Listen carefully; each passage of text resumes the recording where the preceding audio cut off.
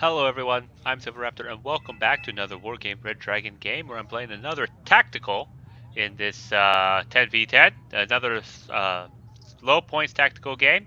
And everyone's just setting up, playing again on the Red 4 side with my Soviet deck. And we're going to be taking off soon with this game, just letting the whole thing settle out. Everyone's arguing over, figuring out what they want. We've got a T80 UK. Hopefully that one will last longer than my T80 UK that happened in the last game. We've got some Z9s with Chinese units. We've got some infantry going down here. And you may have noticed that I actually haven't brought any troops out, and my CV is sitting here. Well, actually, it turns out I just come back from going to the restroom. I joined the lobby and like, oh yeah, we have got plenty of time left. Came back, found out the game had already started. So once this truck starts moving, we know that I have actually come back. There we go. So now I'm back from my trip to the restroom and actually ready to start playing this game. Now I need to figure out what we all need, and seeing around, there's not a whole lot of AA here. And given that I'm now floating a whole bunch of points due to the fact that I was just sitting doing nothing for the longest time, I've decided to bring in a Tunguska M. And that's one of the things I said about tactical. You want to bring things that are either multi-role or they do this job very, very well. And the Tunguska definitely does its job really, really well. T80 UK scared off some recon and is just really pushing forward here on the right. Q5D found some HQ section. Took him out before he became any kind of problem. I'm moving my CV to go and try to capture Dimitri. And I'm kind of splitting it up. I'm sending my infantry here, but I'm also sending the truck kind of ahead. And what this does is, when you put the truck ahead in front of your CV and they try to send troops around, they're going to see the truck first. And the sirens that blare when something's destroyed and everything kind of gives you a clue that, uh-oh, something's coming this way. So that's kind of what I was trying to aim on doing. I was also trying to do a split push where the CV would land just about the same time that the Ural would stop here, and if they had recon, they could only see the Ural and not the infantry. That could kind of psych them out that, oh, the CV's over here, when really it's over here. It was probably a long shot, but I still tried to do that. When you have no points, you literally have to try to think creatively on how to get the game working. So I move my Tunguska in. I tell the guy with the T80 UK tank who was sitting just outside of a CV sector, move your tank into the CV sector so we can at least get +4 points, because in the low points tactical game, we want all the points we can get. And we're getting all the points we want. We've got 4 sectors under control, while the enemy only has 2. So we've got a huge advantage here in terms of points, especially on tactical. And now we need to figure out what is in this forest. So we're asking for the Ural to go forward, which I think would be a pretty smart move. It's a 5 points truck, no supply, and it would be a good sacrifice to just see if there's anything in this forest for everything to do. Now there's flares here. Helicopters were spotted, and we need to send something here to try to defend, because they're definitely probably dropping off some infantry. And this is actually a smart move by the enemy, who flew all the way around the sides here and got their helicopters dropped out.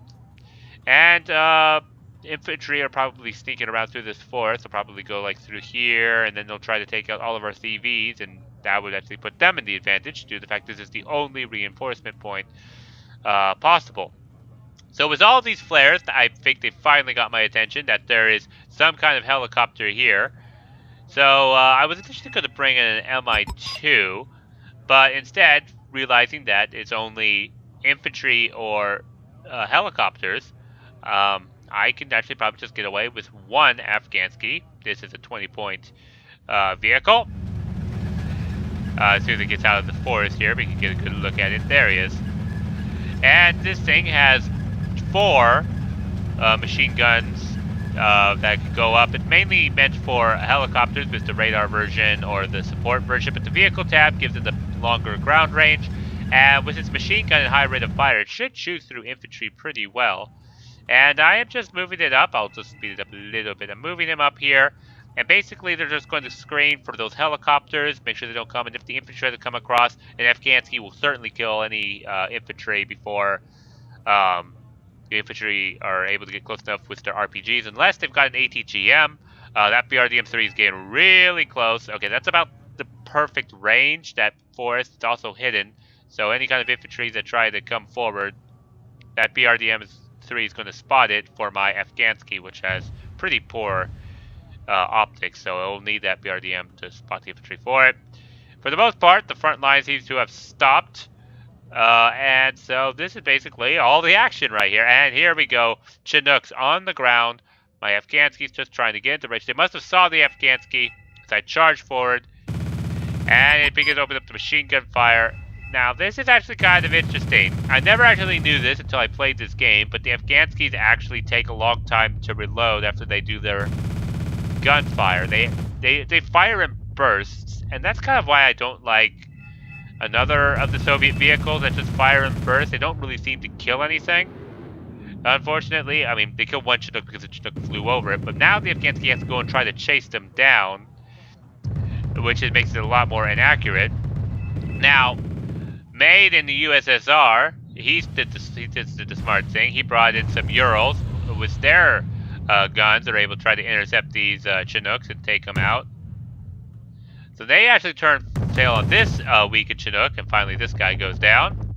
And my Afghansky and these Urals are going to go try to chase down these two Urals to make sure they don't try some sneaky come after this UAZ that's undefended or whatnot. A MiG-21 opens up with its guns, and those Chinooks are pretty badly damaged as they're being harassed by planes and vehicles alike. Now over on the right, they try to put a CV here. Some high explosive rockets are coming down, perfectly hit, and took out a lightly armored CV truck. Over here, some infantry are now going into a massive fight. Lijuan 90s versus Gewehrmen and XA-1ANOs. Now the vehicles are going to have the advantage because these are actually 3 front armor, and the Lijuan 90s have 4 HE power, napalm, and that's all the best they can do. But a BMPT is going to be able to provide perfect cover against these infantry here. And yep, the Lijuan 90s are being taken out, especially with Gewehrmen coming to assist with their machine guns. So that was taken out, but the BMPT managed to stun the Gewehrmen long enough with its main gun and frag grenades that it should be able to actually clear these guys up before they could get their RPG on. A PVAD is engaged in the BTRD, which is actually taking out, took it out from sheer metal fatigue of just guns opening up directly on it. But the Spetsnaz seemed to have taken out the PVAD with its napalm rocket launcher, so pretty nicely done. What about here? The Urals have chased down the Chinook. I moved my Afghansky up to the FOB. And that final Chinook is finally taken down. And he's now a smoldering wreck. So now that's good. My Afghansky has retreated back and is reloading its guns. He's just spent quite a bit of ammunition. But after this, I now have another AA piece. So basically, I am the Afghansky, a CV, and this Tunguska M, which seems to have fired at something already. T-80 UK has gone in front of the napalm and is now just engaging directly with any kind of infantry who comes. A peace run's coming for the T-80 UK. I instantly turn on the Tunguska guns to defend it, to stun it up, to make sure he couldn't get his anti-tank missiles off. Success. That plane is taken out, and I turn it off in case they do happen to have seed. There is a Thunderbolt in the air, and I am aware of that. I am also moving to the Tunguska M in case artillery comes or a bomber comes as well. In the meanwhile, the enemy would just see just a few airborne units. A Thunderbolt's just flying sentry around, just basically saying, I'm here, don't try anything. I'm an armored, flying anti-tank plane, and I'm here to intimidate you. And we are saying, okay, we'll just go and take an entire forest while you do that then. We've got some borders in here. That will definitely be worthwhile. They were 120 millimeters from North Korea, and they're just going to be providing some recon by fire and try to take out anything that might be of any significant importance. Oh, not that forest. Oh, they're going for the Super Cobra. Oh, but that pilot saw that those mortars are coming down. Oh, he managed to get them out just in time, but that was sneaky, sneaky. Nice job. How do you pronounce this? Doot? Let's just call you Doot for short. But yeah, nice try on taking out the Super Cobra. I didn't actually see that first time around. So Thunderbolt's still flying around. It had 135 seconds time over target. It should be out of fuel soon. He is evacing. Oh, my Afghansky died. And the fob was taken over, and everybody panics. Flares, flares, flares go up. And so we need to definitely see this infantry before they get across and get to these CVs. So first I bring out an MI2 and find out they're all Rangers. And then I bring in an Mi-24D loaded with Spetsnaz. And you know it's loaded with Spetsnaz because it's an elite trained Mi-24D. So its gun and rocket pods and flint and missiles are very accurate. And it takes out those Ranger squads. And you can see I saved up how many points? 40. I think I had like 130 points saved up, not really spending because we were doing pretty good. Now I have the Mi-2 try to spot for the Mi-24D, which also suffers from poor optics problems. And more Rangers are spotted. And I just continue having my Mi-24D try to suppress and get rid of these infantry without unloading the Spetsnaz. Because they are attack combat helicopters and transport helicopters. And with that nice MiG-21 rockets, we've finally taken out that Ranger squad.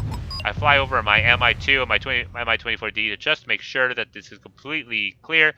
Pretty reasonably sure there's no RPGs. I land my Mi-24D to get some fuel and ammo, and I unload the Spetsnaz, probably to engage in case any infantry try to engage the Mi-24D as one last line of defense, but seeing that there's a BTRD and PDV-90s all checked out, I should load up my Spetsnaz back in, and we will fly out to the front. There is a Raven, so it's a good thing I have my Tunguska Gem radar off. Yep, I have loaded up my Mi-24D. After it's taken out those Ranger squads, it's now ready to actually go to the front line and provide some helicopter support. Some nice cheap helicopter support. Thunderbolt's still flying around, threatening any tanks to try to come forward. Q Hawk is coming forward into, looks like a Smirch barrage. And he says, never mind, I'm going to back up. No Smirch barrage for you. So, nice try. Looks like Dude is being our artillery player. He's going to be reloading this, probably at his own fob. Though I left my fob on to refuel because in the tactical game, everybody needs supplies. So an Su-27S there. We've got air superiority fighter. So we've got our stuff. We do have a mix of stuff that does their job really well, and multi-role stuff like this tank. This tank is probably the best multi-role in this game because it's a CV, a tank, ATGM missiles, and can have a machine gun and is very heavily armored. So, problem is, your only vehicle, and if a Nighthawk takes it out at the start of the game, well, then you're sitting on your ass the whole game, like I did last one. Su-27S is just flying around, make sure no plane tries to come after my Mi-24D, which is going to be providing some covering some helicopter support. I move my Tunguska Gem up to shield from any kind of Super Cobra or anything, especially with another T-80 UK. We've got two T-80 UKs. That's pretty impressive. Su-27S is going to go up against these Thunderbolts and Raven. Raven missed both his shots. Looks like he was going for a Taurus. Thunderbolt realizes that he's in the AIM airspace as an Su-27S. Tries to get out, but unfortunately he does get taken out. Gun tank scares off the Su-27S, and with a couple Q Hawks, he has to get out of there. Over on the right, Spetsnaz, very, very good at just chewing up infantry, are moving forward with a BMPT. This is the ultimate anti-infantry team, and there's actually nothing really to take out any tanks or vehicles very effectively, given that the BMPT only has HE power. Though the autocannon does have 3 AP, so that might be worthwhile. Is that kinetic? It is kinetic. Okay, maybe never mind. That's actually a pretty good combination. I move my Mi-24D ready to provide cover as I updrop my own Spetsnaz, and we've got complete infantry superiority here on the right. Stormers hit the BMPT, but with the frag grenade and the autocannon and the main gun, that Stormer is going to be stunned and soon to be dead. My Mi-24D is going to fly over to provide a little bit of cover, provide a little bit of Gatling gun support, fire the Fleta missile against a looks like a supply truck there, given how big the explosion. He's just flying over to make sure there's no other infantry or vehicle. Basically guard this BMPT as he retreats. And I haven't really spent very much, I don't think. I landed an MI2. I guess I promptly forgot him. So, yeah, I'm floating points again, just knowing on intuition. And Mi-24D probably needs a little more fuel, a little more ammo, and so does everything else. These Spetsnaz are hurt, this Spetsnaz is hurt, this Spetsnaz could use with buffing up. So I'm going to bring forward all the supply that we'll ever need for up there into that part of the game. And Mi-6, this thing has 3,700 liters. A FOB has 16,000 liters. So if we were just to round it up to 4, I would say about 5 loads of Mi-6s can drain a FOB. So they're basically 1/5 of a FOB size. If you ever wanted to know how much supply Mi-6 helicopter brings in. So I'm bringing the Mi-6. This is going to be resupplying the Mi-24D. I put the flares here, and you'll see in a moment. I expected them to move all of the Spetsnaz back because I hate seeing just 2-man squad Spetsnaz when they could have do so much good. But I'm going to have to. They seem to refuse to do that for some reason. Over here on the right, we are doing a push. BTRDs find something that can't actually shoot back. What is that? What died? It looked like just a regular, probably a Japanese Humvee truck. BTRDs, being the fact that they're armored, 2 in the front, they couldn't actually fight back, and with their quad PKTs, ended up just taking them out. So Bale's coming in, is going to take out those Q Hawks. 1 anti-radar missile goes out. It missed the second one, it definitely got hit, so it's going to have to back off. JFDF Rangers, not a good place to get revealed, my friend. And they get taken out, and yeah, here I am. Mi-6 is just resupplying the Mi-24D, which is going to be sent up to make sure, again, to clear out this area. And like I said, this is tactical. I can probably speed it up just a little bit again. And we're just slowly squeezing in out them, outmaneuvering the opponent. Make sure that we get them all. T-80 UK is taking on some Rangers. This is what's mean about a good tank. Tor took out a Super Cobra. And we're just putting the squeeze on the right as well as the left. Raven takes out the Tor. That was a nice move by them. My Mi-24D managed to find a tank hiding in these woods.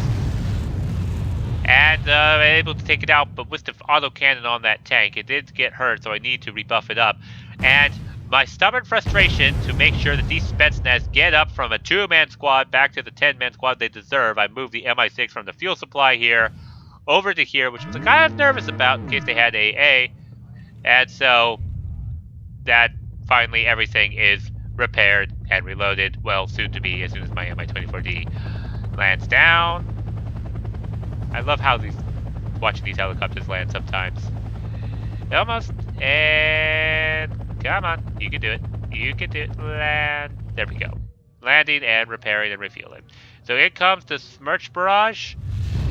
Just trying to see if, or high explosive and Smirch trying to see if they can kill anything. Looks like they're just trying to blow up a FOB. I tell you, if any of those rockets that hit any of these fuels, that thing would have definitely exploded. To my Mi-24D, looks like he is fully repaired. Am I going to be taking it off soon? I hope so. Again, probably floating more points than I need to on a tactical game. But Tunguska M is moving up to provide air support because in all this major push, there's no actual air support to try to hold this off. BRD M3 gets hit by Hudo Ren. He gets stunned. He's going to need the backup. For the Mi-6 is right there to help repair it. Razvedka, Recon Infantry are also moving up with the 2 Spetsnaz that I had healed, which Ari had stubbornly refused to. I'm going to brood over that. Peace Brine's coming forward, and looks like he's going to be going for the Tor. Or he's just going to not get anything off and die to the Tor in the Su-27S. My Mi-24D is firing his Fleta missile with a 53% accuracy, misses. But this is why I like bringing Spetsnaz in with these helicopters. Normally it has a 35% accuracy right here. But bringing them in with Spetsnaz, getting this up to elite trained, makes it so that the missiles at near max range are roughly 50% accurate. And if you think about it, A helicopter was that's 55 points. It has a 50% accurate 16 AP power missile. Is not that bad, especially if he also brings in infantry as well. But so far, all the missiles have missed. And so that did not prove my point at all. But the game is over. And let's see how we did. We got 436 points killed and 60-point losses. I did kind of play a little bit of a backseat, kind of as a supporting role. I do like to play supporting roles a bit, make sure I kill the things that are attacking my opponents in the front line. Partially because I do get more points that way and lose a lot less stuff, but also because if someone has a plan, I'll make sure to help them execute that plan as much as possible. So what all did we kill? My Afghansky killed a Chinook. My Tunguska M killed a Starfighter and a Peace Rhine. And my Mi-24D did the most work, killing the 3 Rangers, killed a Stormer Squad, destroyed a supply truck, and got the last CV kill of the game. Before I think the enemy surrendered, and all we really lost the game is an Afghansky to the Rangers when they tried to push across. Good thing I parked my Afghansky there. And an Mi-2 to a closed arrow. So overall, I do really like tactical games. It makes you think, you have to plan, and you definitely can't kind of suicide your troops very much. Maybe like 5-point trucks, but you definitely need to think about all the angles that can be attacked if you're trying to move a troop and the dangers they might have of moving to that area. And kind of like a real war, you don't want to lose your guys. They're guys. They want to get back home to their families and live on. So that's kind of my reminiscence of the game. But do hope you guys enjoyed this tactical. Please do like, comment, and subscribe if you want to see more tactical gameplay down below. And I will see you all in the next Wargame video. Thank you all for watching, and I'll see you all later. Bye.